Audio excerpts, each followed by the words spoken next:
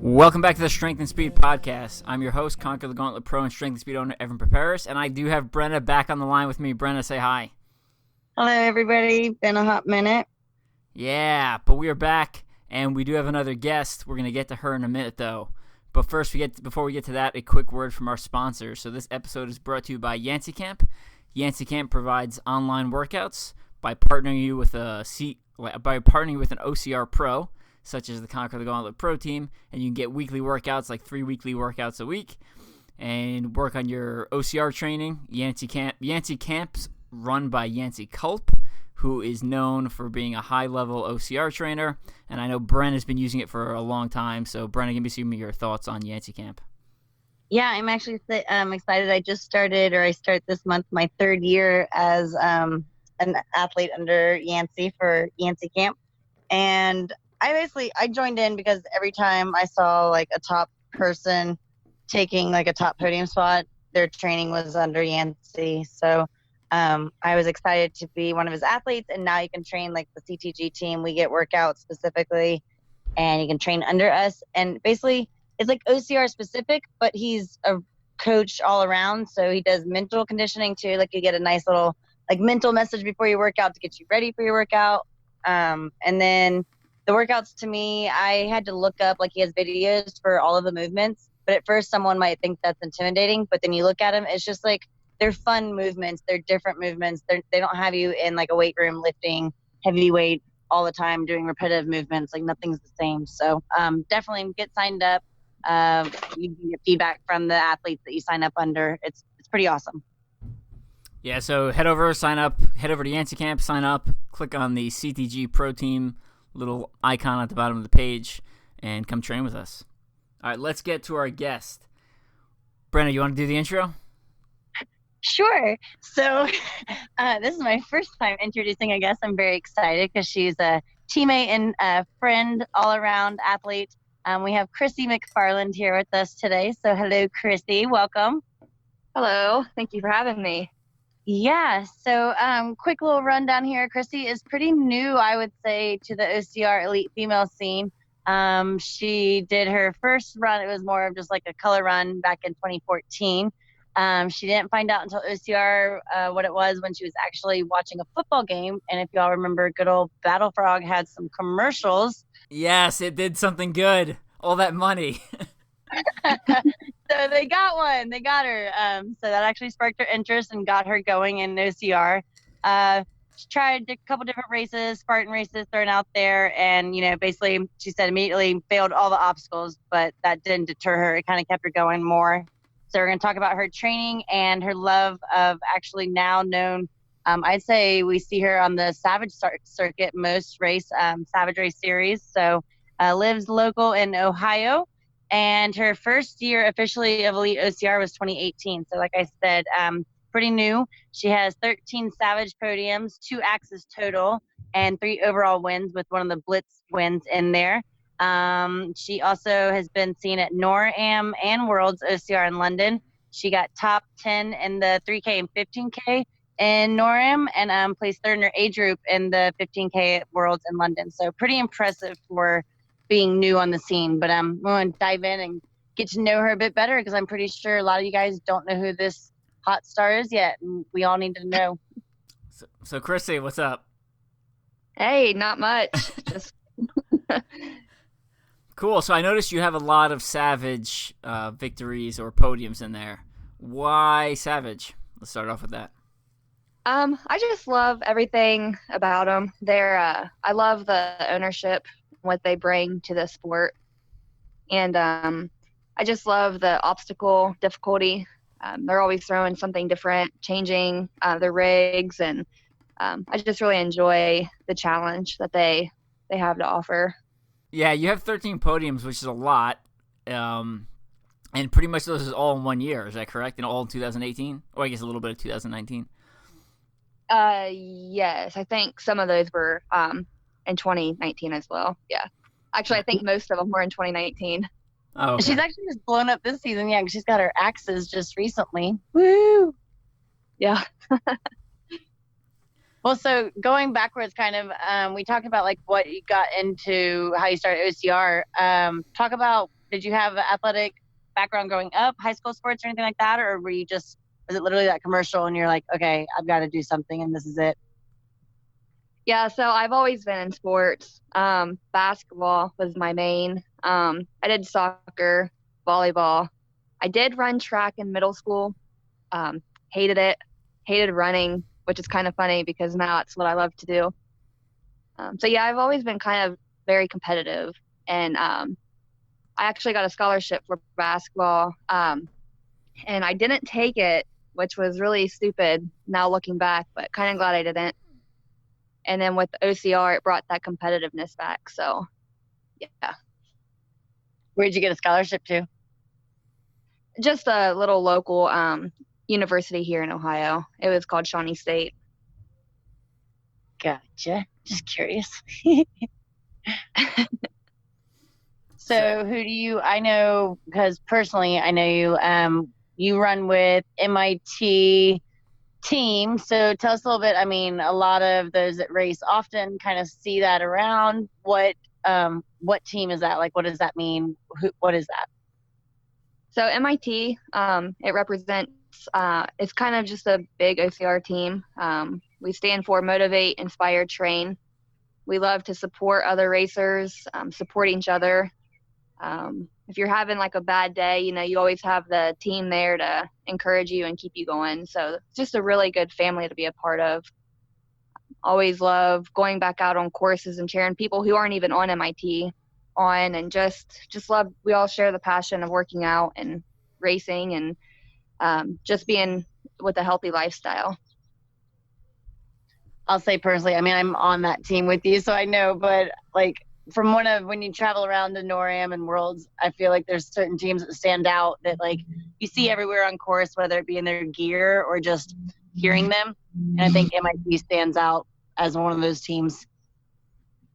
Yeah, we definitely are loud. That is for sure, which I love. And all Savage lovers for sure, I'd say. Oh yeah, definitely. So, I mean, again, most of this, like I said, I have so many questions just because I know you kind of as a friend, but learning more details. Legendborn is one of your sponsors. I know one of your big sponsors that you've been with for a couple of seasons. Yes. Tell us about them, and then don't you have a specific jersey in particular, like aside from MIT, that means something to you that you run with? Yeah, so Legendborn, they were actually the first company to believe in me as far as in sponsorships. I've applied to a couple different ones, and they were the only ones to take me in. So they definitely have a special place in my heart. But they're a military-owned business, so they support a very good cause. And yes, they did make a jersey for me last year, which was completely unexpected and definitely touched me. It's a lupus jersey, which I was diagnosed with. So it's nice to race in that and also support Legendborn and MIT and everyone who battles lupus. It's nice to race for them as I'm able to do. So, yeah. You tell the listeners a little bit more about lupus and exactly what it is. Yeah, so lupus is an autoimmune disease. Just basically your healthy tissues and just your autoimmune just kind of fights itself. For me in particular, I have a milder case. It attacks my joints more so than anything. Some people, I mean, it'll attack your organs. It's a very nasty autoimmune. It's definitely something for people who have it a little worse than me. It's nice that I can go out there and race for those who can't really, I guess I should say. But mainly just an autoimmune. So does it affect you with it being your joints and racing? Is it something that comes and goes that you notice during training that you've had to like set back and take time off because of it and flares up, or you're lucky enough to... So it's a flare-up disease. A lot of it it affects everyone differently. For me, I have flare-ups. It doesn't tell me when it's going to happen. Just one day I can wake up and it'll just be, I might have to take a day off training. Sometimes I can push through it. Other days I do just kind of take it easy, and I'll like do some mobility stuff or whatever. But it is more of a flare-up disease. Like, you could be great for a week, and then the next week you might have a few bad days. So for me, it's never really fully affected my racing. I've been able to maintain mine with, actually, believe it or not, living with racing has actually helped me maintain it because of my diet and everything. So it's actually, OCR, I can almost say, is like my drug to help me keep going every day. So. At least it's a good one. Yeah, definitely. So separate completely, I'm bringing this up because it's just recent and I'm sure a sad subject for you. Nothing to do with a lupus flare-up, but talk about a recent injury, and I'm not sure when this will air, but taking you out of a race this coming weekend, actually, huh? Yes, my knee. I actually did it 2 weeks ago. It was caught on video at a Savage race. I thought it was minor, and I still think it is, but it did take me out of racing Indian Mud Run and Savage. I was going to do both this weekend.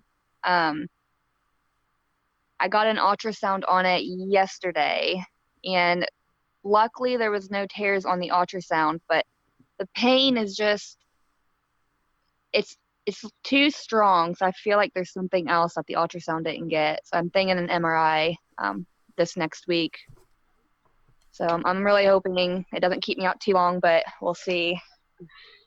We know how that goes.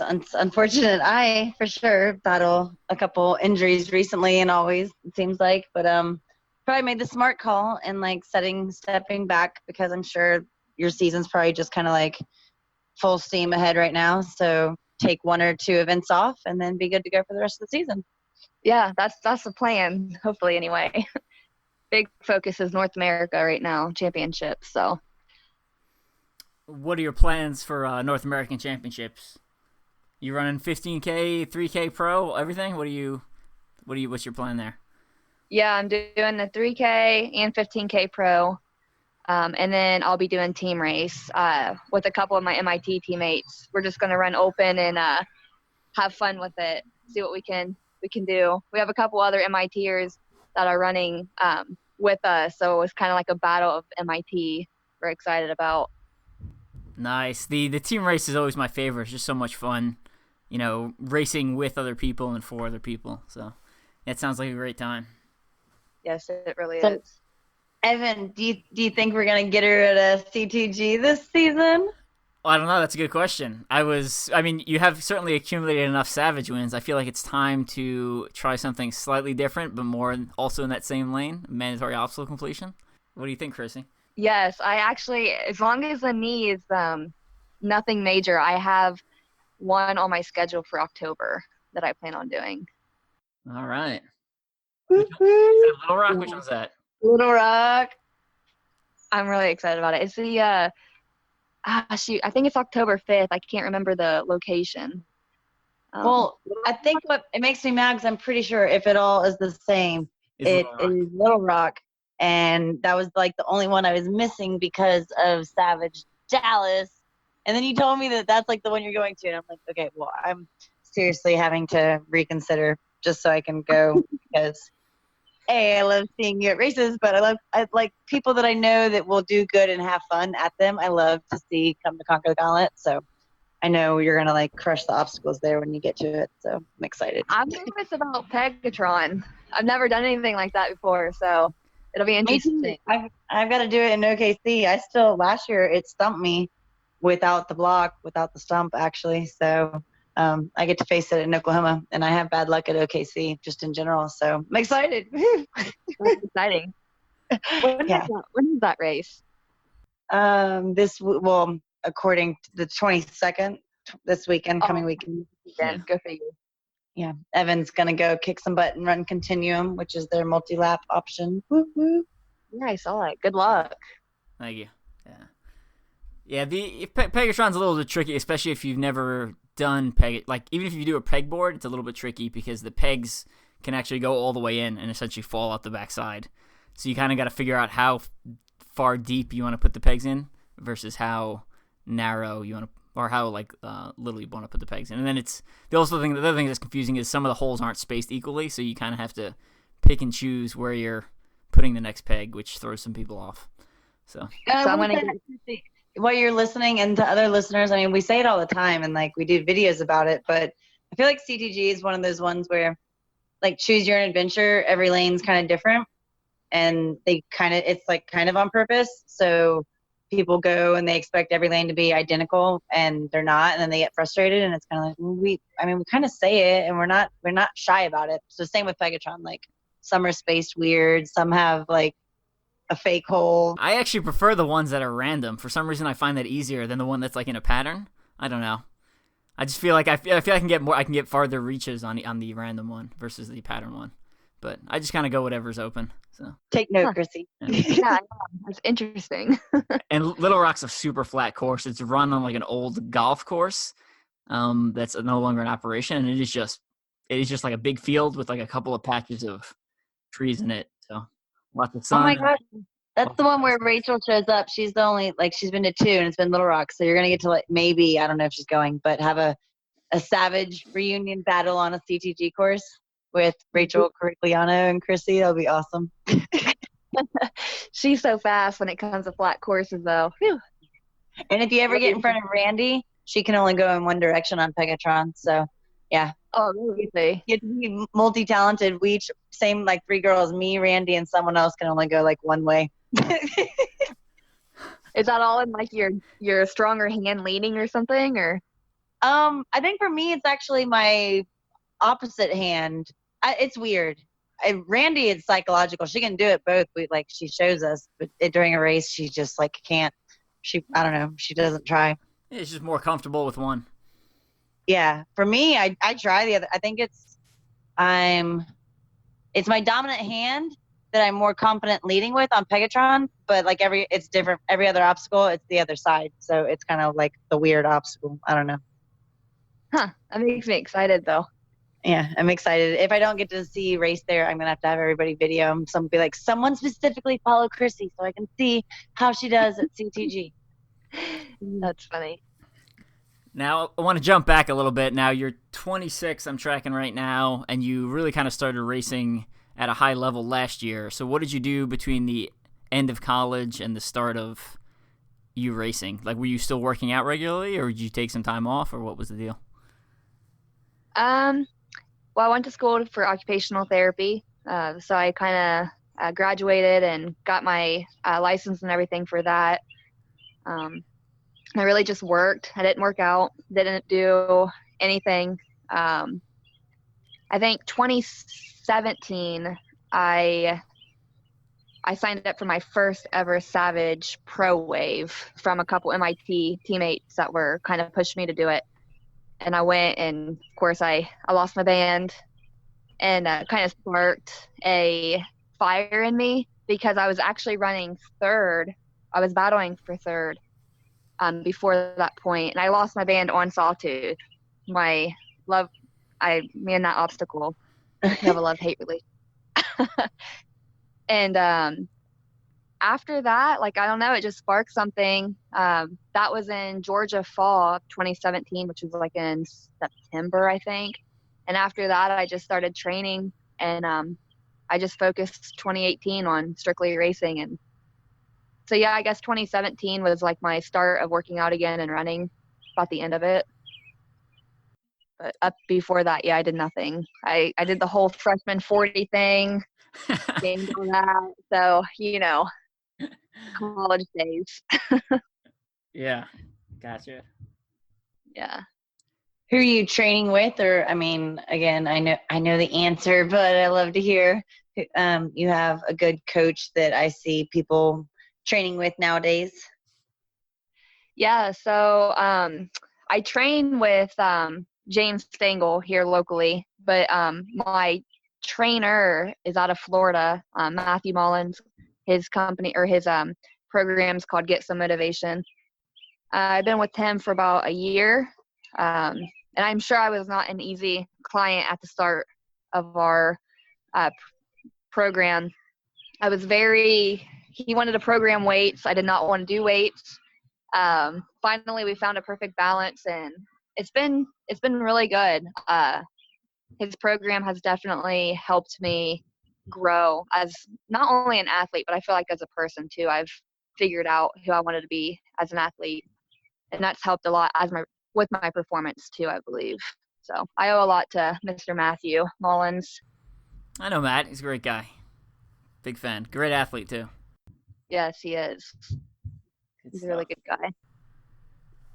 I always hear him. He's like yells the pep up the team when he's around, kind of like the motivational speaker, but not intentional. Like he'll just start pepping someone up before the race, and then everybody gathers, and it's like later just a video that's been passed around has show bumps from everybody. It's like, okay, wow, thanks. Yeah, I love to listen to him right before like a big race, like at Worlds, when we have a huge turnout. He'll get everybody together, and he'll do one of his motivational speak. He'll have people that's not even in our group just stop and listen to him. It's funny. That's awesome. Yeah, it really is. So I noticed you're from Ohio, and Ohio has a great local racing scene. Have you gone through any of the local races over there, like the Ohio Grand Slam and some of the other little ones there? I've done a few. There's actually one that's called Mud Ninja. That was actually my very first OCR ever. What year? What year? 2014, I believe. Oh, okay. We did that. Nice. And I've done a few others. I have not done Indian Mud Run, which was on my list for this weekend, but other plans happened. But not a whole lot. A lot of the times I fall on Savage weekends, and unfortunately I always choose Savage over most races, so I haven't taken advantage of our local ones like I should. Gotcha. Yeah, Mud Ninja is a fun course, and Indian Mud Run is on my bucket list. That's like, I need to get to that next year. Hubie Cushman just does a great job, and I've heard so many good things, and you know, they just released the course map, and it's like super dense with obstacles. There's like 72 obstacles over like the 6 miles or something ridiculous. So that's like, yeah. Evan, we're gonna have to skip, I think, OKC next year and go. Like, is it usually on the same weekend? I don't think so. It's always the same weekend because it's both. I've talked to both people. Like, neither of them can change. It's terrible. Actually, I don't know if I should say this or not, but I've heard from a very good source that he's thinking about changing his date next year. Oh my gosh. Because the past 2 years when we talked, they had a reason, and then CTG, the venue they've always used, it's a Boy Scout ranch. So like it has a specific weekend available. So, oh man, if it was like a non-CTG, we'll have to go. Woo! Crossing my fingers. Yeah, I've heard it's a pretty good source that told me, so we'll see if it happens. I hope so, because it's always right after one of my stupid ultra things, and my body's just a mess, and I'm not gonna fly someplace to race if I know I'm not gonna do well, right? Like, I'll still go to a local race a week after an ultra OCR, but like if I'm driving, it's fine, but if I'm flying someplace, it's gonna be a little bit more cost. It's gonna cost me a little bit more, so I want to show up in good form there. So yeah, I totally understand that. So you did say something that sparked a question in regards to like Savage Race. I know as a pro runner for Savage, their payout is amazing, and this year you've been doing like phenomenal with it. So I would think, as someone that like maybe you're trying to follow those every month because there's, one or two a month. And if you can make the payouts, that's some good money. Do you mind me asking personally, what do you do? I think you said you're self-employed, or what do you do for work at home in Ohio? Yeah, so Are you my at this moment? sorry, say it again. I was like, or are you just running as an athlete at this moment, which would be awesome too? Kind of both. My husband, he owns a graphic business, so I help him out a lot. We do like screen printing, graphics for like dirt bikes and four-wheelers and stuff like that. That's how you make all that cool stuff I see. Yeah. I've got cool machines to do it. Very nice. But yeah, so we do like a lot of screen printing, t-shirts and stuff like that. But being self-employed does make it very easy for me to go and train a little bit more than what most people who have like a full-time job can do. But Savages, this year has definitely been a big blessing with the 2 races a month, and being able to really, I think I've podiumed at all of them but one weekend, so that has helped a lot with income as well. So kind of both. So you seem to be doing pretty well in both the Blitz and the normal Savage course. Do you consider one of those distances to be your specialty, or is it just the mandatory completion obstacle courses that you like? It really just depends. I'm not really known for my speed. Definitely obstacles help me with the podium positions. That's helped me with my with my 3 wins. That has helped me. But I'm better on hillier courses. So if it's a longer course, on a hilly course, I would say the regular Savage is more my jam. But if it's a flat course, where I know we have more speedsters, I would say the Blitz would be more my jam. Kind of just depends on the location. Right on. Now take me through a week of your normal training. How often are you doing strength work? How often are you doing obstacle proficiency? And how often are you running type thing? So I run pretty much every day. I will take one day off a week to give my legs a little bit of a breather. But on the day that I take off from running, I will go and mountain bike or do the elliptical or something just different than running. I practice obstacles. I probably every other day. I will do some type of grip work, whether it's rock climbing, playing on my monkey bars that I've built, setting up a rig, you name it, grip stuff every other day. But for the most part, it's really it. And then Matt, he programs me some upper body weight stuff to kind of add in between each circuit. So I like to do a lot of HIIT workouts mixed with weights. I'm not one to just stand and do 3 sets of 15 reps. I can't just stand there. I get really bored. So I do a lot of HIIT workouts.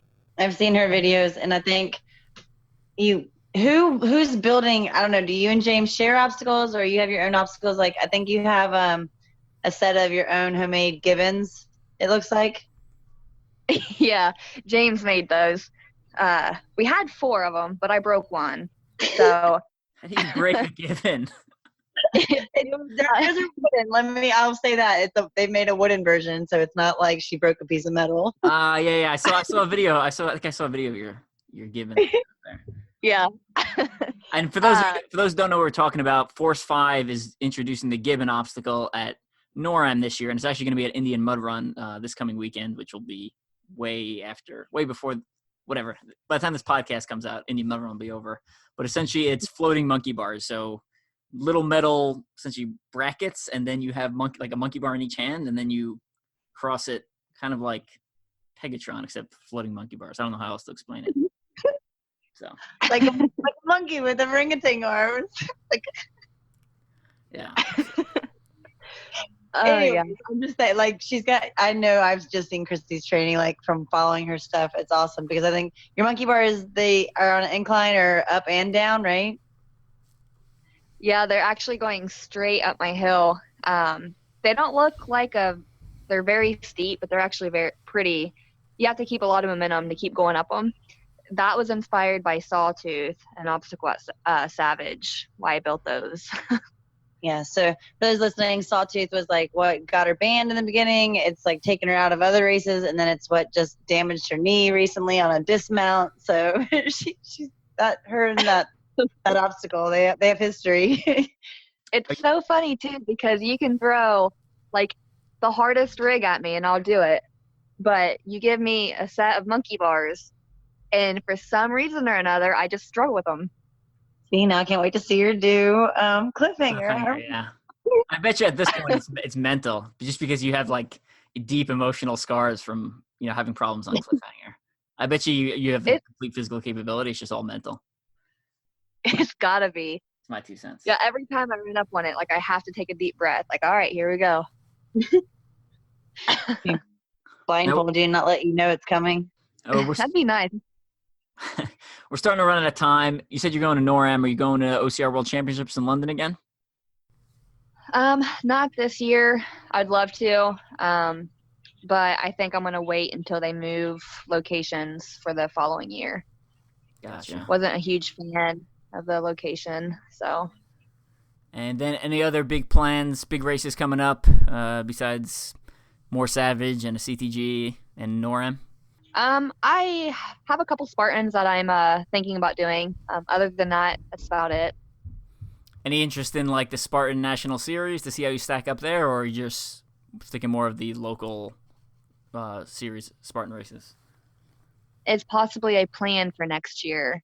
Okay. I'm thinking about it for next year. I'd really like to see where I rank in that division, which I have a pretty good idea where I'd be, but I'd still like to race and find out. So, and that's what I love. As a reminder, listening, I mean, like we said, this is your second year technically, like competitive racing, and we're halfway through it. So, to be having this much success early on, hopefully that just is like a good sign of things to come, to kind of dip into some other things. And who knows, maybe between like Spartan series or even get into like the stadium series and just see, because more like obstacle proficiency there. Could be some cool exciting things for you. Well, thank you. All right, now I know Brenna's got a hot dinner date or something going on tonight. Yeah. Get that steak. So this is going to be a little bit quicker episode than we're normally used to. So I guess let's start wrapping things up. Brenna, you want to do our 3-person outro thing? Oh, the interesting fact? Yeah. Okay. Yeah. So when we have a guest, I think maybe Chrissy, I told you, we do like a random, it doesn't have to be just kind of anything, something that not everybody knows or that you would like to share that people don't know, something funny, embarrassing, or not. I have to I've had to make a list because Evan comes up with just crazy stuff. I feel like he always has one for what everybody says. So I'm going to say mine first, because if I say mine first, then he has to match it. So yeah. I was thinking of my most embarrassing moment or something that happened that stood out to be face red, what happened. And I was having trouble, and then all of a sudden I remembered this was in 8th grade, high school, or it was junior high athletics. I was on the basketball team, and they would make us we would all change in the locker room, and then we had to walk out of the locker room and meet in the gym for warm up. Well, the guys' football team sat in the hallway, lined up, ready to get yelled at by the coach for a minute, told what they're going to do before they ran outside. And they sat 4 wide in the hallway, and they were all Indian style, trying to behave like little 8th grade boys. And they'd leave one little row for us to walk by. And so we walk out, and my best friend decided it'd be the best time to pants me as by the football team in 8th grade. I'm bright red right now, saying it. So. Oh yeah. In 8th grade, I got pants in front of the football team, and I don't it. Yeah, it was bad. It was a bad moment. That's awful, especially because I can. That's hilarious. Yeah, I mean, come on, that's just embarrassment level. What do you do? I mean, you can't just like run away because then you face plants and I had to like pick up pants and then run. The worst part is you could probably see all those football boys like the next day at school. Oh yeah. So thanks, Vicky. Appreciate that. Been a while since I thought about it. That's too funny. All right, Chrissy, what do you got? It doesn't have to be about getting pantsed. Dude, I've got so many embarrassing moments. Which I was actually one I had for me was it's definitely not embarrassing. It was actually kind of cool. I was actually in a dirt bike commercial a couple years ago. That was really fun. I was in Georgia riding my dirt bike, and there was a filming crew that was there while I was riding, and they just thought it was really cool that there was a female rider out on the track. So they followed me around the whole track with a drone. So that was really cool.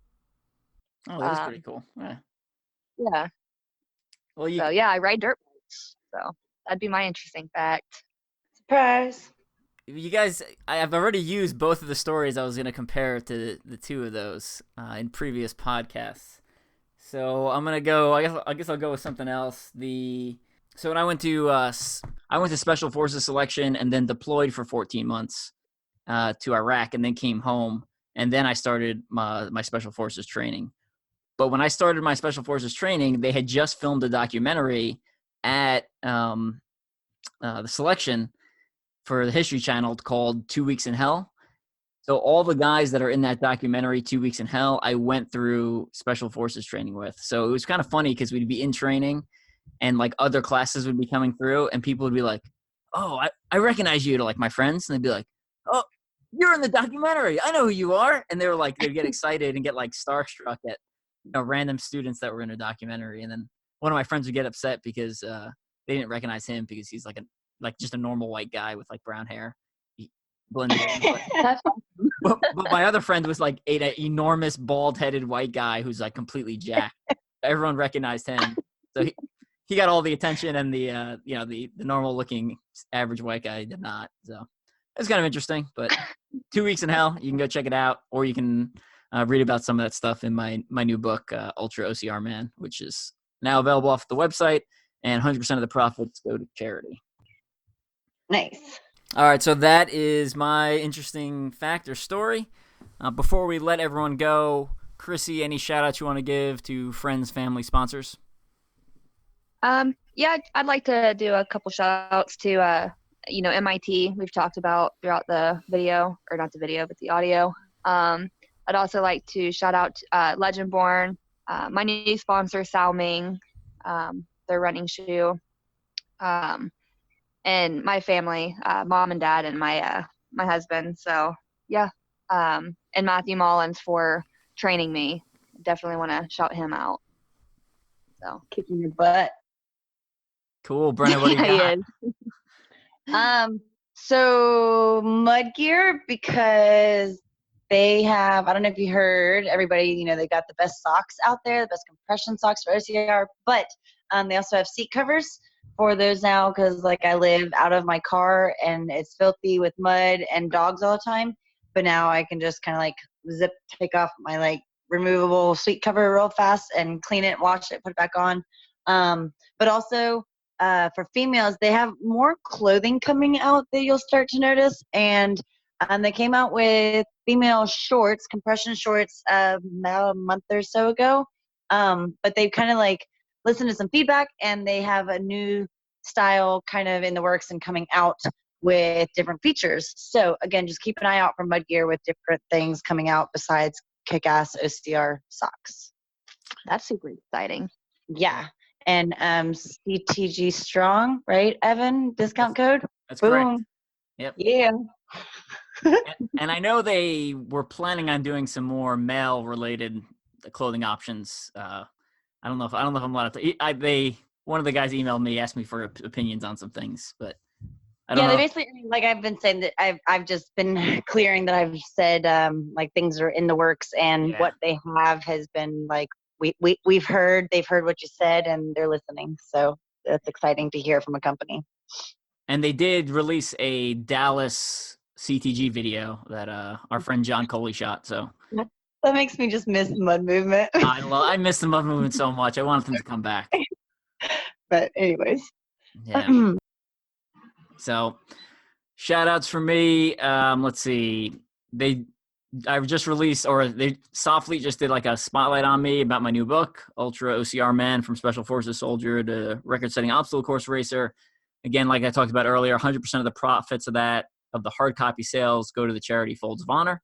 So pick up that. It's pretty interesting, about 260 pages, full of pictures, lots of good war stories, and I'll be sharing more of those on this podcast as we continue to talk in some of my interesting facts. I got some saved up that I think are pretty good. Let's see what else. And then other than that, Adventury, the parent company for OCR World Championships, North American OCR Championships, OCR Championships Enduro. I've been slowly releasing articles on that on their blog page. So head over to their blog. You got to go you both to NORAM and the OCRWC and then click on like the news/blog section. And there's different articles in each one. So if you're just at OCRWC or just at NORAM, go to the other site because there's blog articles in both places. And Mud Run Guide, I've had a bunch of stuff come out, specifically a series of articles on Ultra OCR and prize money, comparing between Ultra OCR and other Ultra events and kind of why there's a difference and why there's sometimes no prize money and why if you're an Ultra OCR athlete, you shouldn't give up hope because it's not as costly to put on an Ultra OCR as it is to put on a other type of event. That's not 100% true, but you got to read the articles and you'll figure it out. They're good. Trust me. I wrote them. They're awesome. You're going to love them. So, yeah. What else we got before we let everyone go? That's all we got, man. But I'm just glad Chrissy came on. I think we were her first podcast. So thanks for joining us tonight, girl. Yeah, thank you for asking me. It's fun. Yeah, we pride ourselves on first podcasts of people because I feel like there's like this large group of people that are underrated, and I feel like you are falling into that group. You're into that group where they don't get attention just because maybe they haven't been in the sport for a long time or they don't run Spartan. Like I feel like Spartan gets a lot of attention from different places, and Savage and like mandatory obstacle completion courses, NORAM, OCRBC get a little bit less attention. So I think you are underrated, and I'm excited to see what the future holds for you. Because I mean, if the last 2 seasons or anything compared to your future, I think you'll be doing great for a long time. Well, thank you. I'm excited too. And I mean, still, 26. I mean, you're still. Not even into like the prime yet. Yeah, you're like you're so. Yeah, I mean, if you want to keep racing, you can keep racing for a decade easy. As long as you stay injured. So. Yeah, I was gonna say the like super fast girls and Savage like both have kids, so it's like, is that the thing too? Yeah, you gotta. I've said that once you have a baby, they're faster. It has been like there's 3 girls I can say, so I'm like, all right, man, come on. Yeah, because once you have a baby, then you have 2 sets of lungs inside of your body, so it means you can run faster. It's science, and you get 2 hearts. There's like double the people working. It totally makes sense. It's science, right? Yeah, it's hard science. You can't argue with that. Yeah. Well, on that note. All right. We'll catch all of you later. And yeah, Chrissy, thanks again for coming on. Yeah, thank you for having me. It really was fun. So. All right. Talk to you later. See ya. Bye.